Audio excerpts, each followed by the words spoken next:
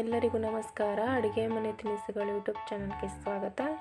ಇಂದು ಬದನೆಕಾಯಿಯನ್ನು ಬಳಸಿಕೊಂಡು ಗೊಜ್ಜು ಮಾಡುವುದು ಹೇಗೆ ಎಂದು ನೋಡೋಣ. ಮೊದಲು ಗ್ಯಾಸ್ ಸ್ಟವನ್ನು ಆನ್ ಮಾಡಿಕೊಳ್ಳಿ. ಅದರ ಮೇಲೆ ಒಂದು ಬಾಣಲಿಟ್ಟು ಅದಕ್ಕೆ ಎಣ್ಣೆಯನ್ನು ಹಾಕಿ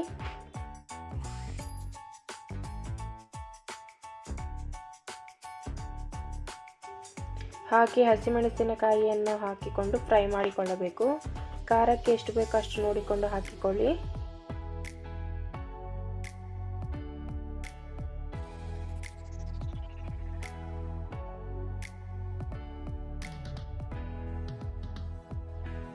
ಈ ರೀತಿ ಎಲ್ಲ ಮೆಣಸಿನಕಾಯಿ ಫ್ರೈ ಆದಮೇಲೆ ಅದನ್ನು ಒಂದು ಪ್ಲೇಟ್ಗೆ ತೆಗೆದುಬಿಡಿ. ಅದೇ ಬಾಣಲಿಗೆ ಹಚ್ಚಿಕೊಂಡಂತಹ ಬದನೆಕಾಯಿಯನ್ನು ಹಾಕಿಕೊಂಡು ಫ್ರೈ ಮಾಡಿಕೊಳ್ಳಿ. ಬದನೆಕಾಯಿಯನ್ನೆಲ್ಲ ಈ ರೀತಿ ಸಣ್ಣಗೆ ಹಚ್ಚಿಕೊಳ್ಳಿ.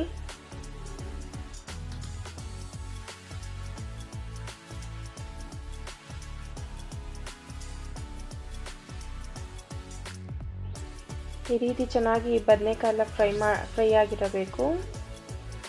ಸ್ವಲ್ಪ ಉಪ್ಪು ಹಾಕಿಕೊಂಡು ಫ್ರೈ ಮಾಡಿಕೊಳ್ಳಿ.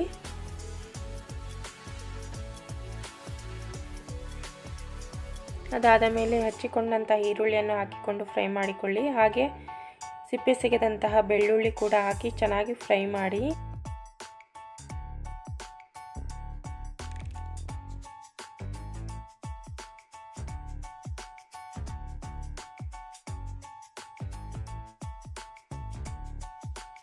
ಈ ರೀತಿ ಫ್ರೈ ಆದಾಗ ಸಣ್ಣಗೆ ಹೆಚ್ಚಿದಂತಹ ಟೊಮೊಟೊ ಕೂಡ ಹಾಕಿಕೊಂಡು ಫ್ರೈ ಮಾಡಿಕೊಳ್ಳಿ.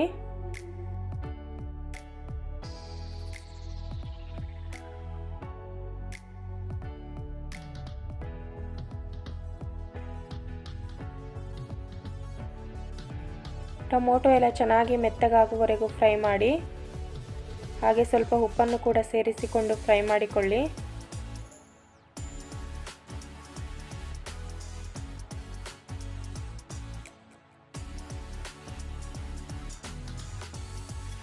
ನೋಡಿ, ಎಲ್ಲ ಈ ರೀತಿ ಚೆನ್ನಾಗಿ ಫ್ರೈ ಆಗಿರಬೇಕು.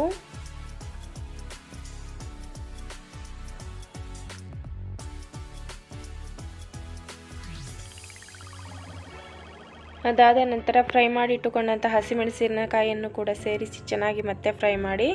ಹಾಗೆ ಸ್ವಲ್ಪ ಬೇಯಲು ನೀರನ್ನು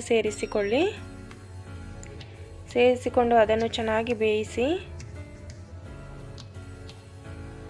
ನೋಡಿ, ಎಲ್ಲ ಈ ರೀತಿ ನೀರು ಹಿಂಗುವವರೆಗೂ ಫ್ರೈ ಮಾಡಿ.